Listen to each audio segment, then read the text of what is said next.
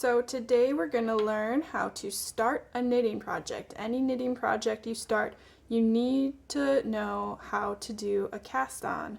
So we're going to do the long tail cast on today. So I'm using a super bulky yarn and some size 13 needles. These big needles are perfect for beginners. So to start, I'm just going to make a loop with my yarn. That'll be my first stitch to start off the cast on. So loop that through your needle. The other option for your first stitch is a slip knot. To make a slip knot, so you start by making that loop and then you pull the tail end of the strand through the loop and pull it tight, and you have your slip knot. And then that can go right on the needle, and then you pull your tail end of the yarn to get that tied up against the needle. That makes a nice secure first stitch.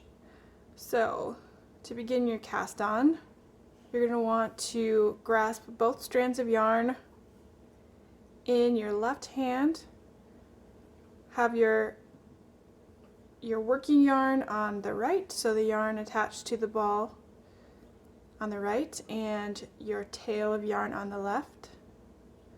So I like to put my thumb and pointer finger through in between these two strands and then hold the two strands together using my bottom three fingers like that.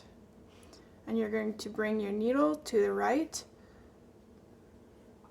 hold it like so, and start by looping your needle through the strand going around your thumb, and then through the strand going around your pointer finger,